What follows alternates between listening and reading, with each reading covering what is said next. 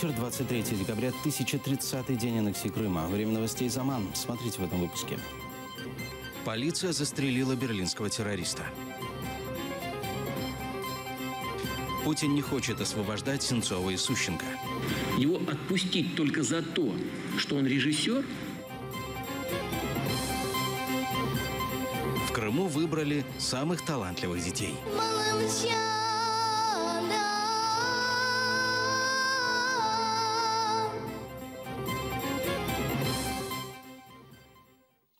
Верховный суд оккупированного Крыма отклонил апелляции фигурантов так называемого дела Хизбут Тахрир. Арсена Джапарова и Рифата Алимова оставят под стражей до 8 февраля 2017 года. Жителей поселка Краснокаменка Рифата Алимова и Арсена Джапарова задержали в апреле этого года по подозрению в связях с запрещенной в России организацией Хизбут Тахрир. В Киеве под посольством России в Украине провели акцию несогласия с репрессиями и исчезновениями людей в оккупированном Крыму. Организаторы подвели итоги и рассказали, сколько людей исчезло и сколько арестованы. Подробнее расскажет Эльвина Ситбулаева. Активисты показывают, какие подарки Путин в этом году сделал Крыму. Среди них имена пропавших и незаконно осужденных. 11 квітня щез Арсен Алієв. Зараз ми не знаємо, де він знаходиться. В квітні 2016 року був заборонений меджліс кримськотатарського народу. Крымчанин Рустем Халилов в руках держит плакат с именем Эрвина Ибрагимова. Его похитили в этом году в мае люди в форме дорожного патруля. Это нагнетание определенного страха, конечно. Это действительно борьба с инакомыслием в таких вот самых ужасных его формах. Мы собираемся здесь каждый месяц, чтобы напоминать об этом, что мы тоже об этом не забыли, чтобы люди тоже об этом помнили. 15 плакатов с именами людей. Все они исчезли за время российской оккупации. Среди них 12 крымских татар. Де оці люди, імена яких написані на табличках, і де розслідування тих злочинів, які творить окупаційна влада зараз в Криму. Кожному українцю має бути це близьке, він має зрозуміти, що відчувають ці сім'ї, відчути ці почуття і прийти сюди. І тільки наша наполегливість змусить РФ щось зробити і знайти цих людей. Акция под российским посольством регулярно проходит последние полгода. Цього року було 31 кримінальна справа, яка була заведена проти кримчан. 3 людям був продовжений строк перебування під вартою, 9 обвинувальних вироків сумарним строком на 89 років. Ми зверталися і до робочої групи ООН з насильницьких зникнень, зверталися і до державних органів влади, які завели кримінальні справи щодо зникнення Эрвина Ибрагимова і ряда інших зниклих людей. Организаторы акции под посольством России представили кампанию Fine Free, в рамках которой активисты и правозащитники будут проводить адвокатскую работу. Эльвина Ситбулаева, Эльдар Тарахташ, Заман, АТР. Президент России Путин считает украинского режиссера Олега Сенцова и так называемых крымских диверсантов Евгения Панова и Андрея Захтия террористами. Об этом он заявил во время пресс-конференции в ответ на просьбу журналиста «Униан» Романа Цымбалюка освободить журналиста Романа Сущенко. Владимир Владимирович, за последние годы ваша страна под вашим руководством отловила так много граждан Украины, что режиссеры с мировым именем просят вас освободить украинского режиссера. Потому что дела против граждан Украины выглядят политически мотивированными. И если пытать людей, как крымских диверсантов Захтея и Панова, то в шпионаже в пользу Украины признаюсь я и даже вы. По поводу задержанных военнослужащих, сотрудников военной разведки Украины. Никто их не пытал и не бил. Ну, конечно, ни у кого нет желания держать там журналистов, если они занимаются журналистской деятельностью. Но скажите, пожалуйста, что нам делать, если кинорежиссер, а это доказано в суде, готовился к совершению террористических актов? Его отпустить только за то, что он режиссер? Что бы вы сказали народу, если бы были Путиным? Накануне пресс-конференции такой вопрос задали жителям Москвы журналисты «Радио Свобода».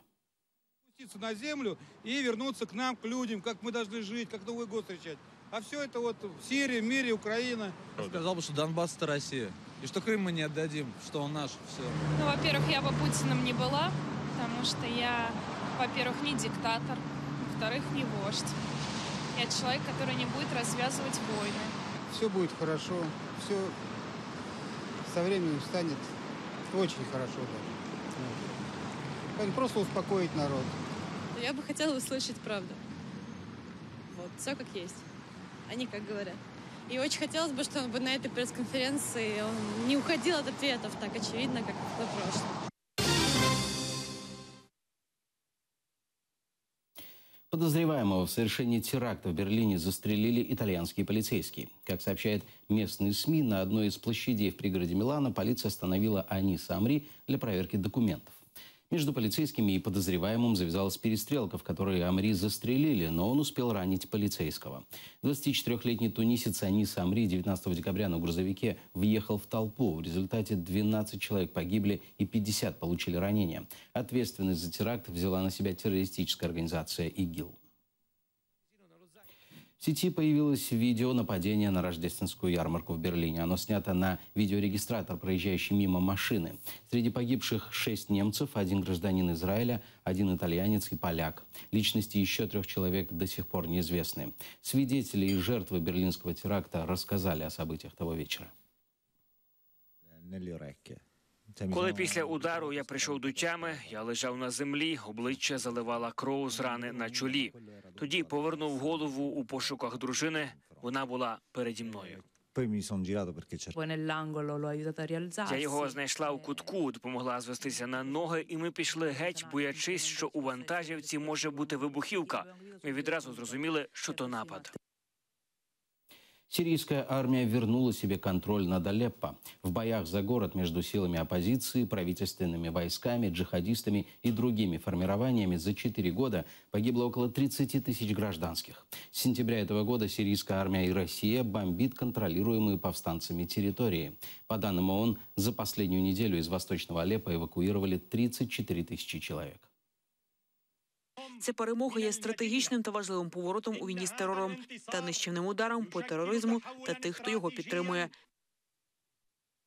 Армия систематически обстреливала территорию Украины летом 2014 года. Об этом свидетельствует доклад экспертов британского ресурса Bellingcat. Спутниковые снимки показывают, что по украинским позициям было выпущено 1000 артиллерийских снарядов. В докладе опубликовано большое количество схем, фото и видеоматериалов, подтверждающих выводы британских экспертов. Все фото в свободном доступе в интернете. Однако Bellingcat – единственный ресурс, который проанализировал их и опубликовал выводы. Это были систематические попытки российской армии уничтожить украинские войска, которые стояли вдоль границы. Учитывая доказательства, которые мы собрали, можно точно сказать, что это был акт войны со стороны России против Украины. Возможно, правительства некоторых стран не хотели обнародовать доказательства обстрелов Украины со стороны России, так как это негативно повлияло бы на политическую ситуацию и навредило какой-то стороне. Крым необходимо вернуть Украине. Об этом заявил российский писатель-сатирик Виктор Шендерович. В отличие от оппозиционера Алексея Навального, он считает, что новый референдум не станет решением проблем Крыма. Ворованное надо отдать. Да? То, что так получено, надо вернуть. Если мы хотим вернуться из этой серой, нелегитимной зоны в статус легитимный, я даже сейчас говорю не про международное положение, так сказать, ситуацию, а просто сами для себя, то ворованное надо положить где взять.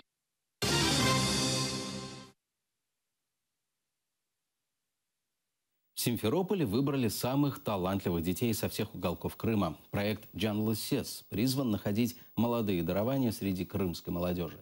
Этот конкурс талантов, финалом которого стал большой концерт с песнями и танцами.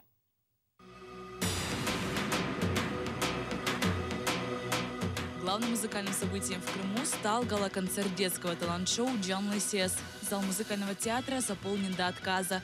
Дети зарядили своей энергией с первых же мгновений гала-концерта, спев гимн талант-шоу «Джанлы Сес».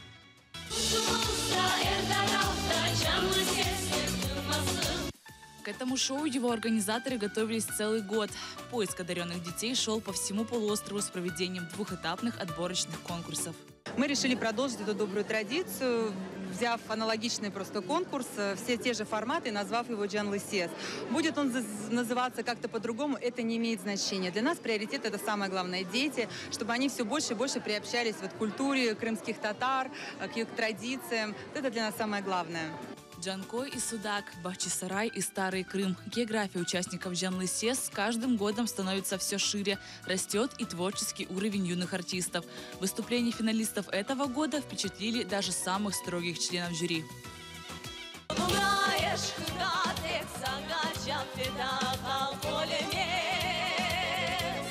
Чудесные и звонкие голоса детей, среди которых были не только крымские татары. Завораживающие грации и огненно-лихие национальные танцы, поставленные с помощью именитых мастеров.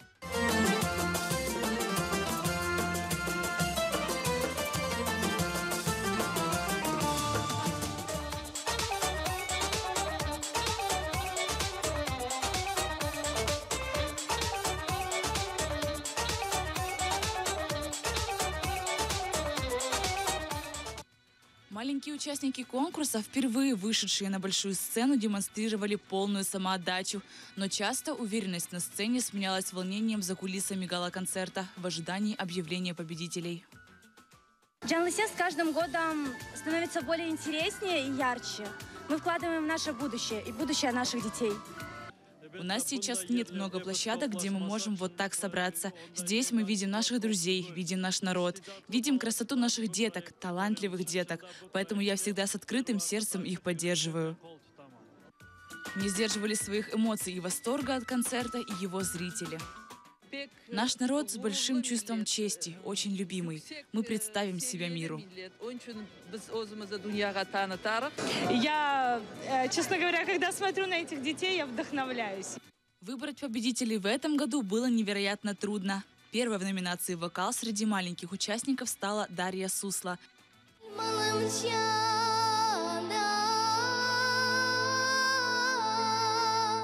Среди старших участников лучшей певицей названа Мавиле Саранаева.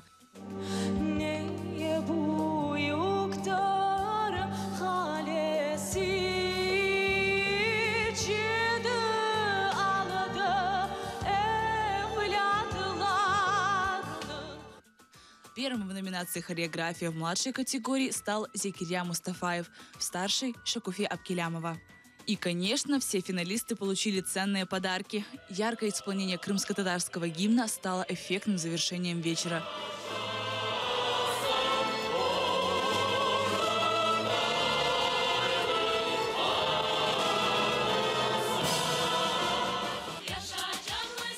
Лидия Полянская, Заман, АТР.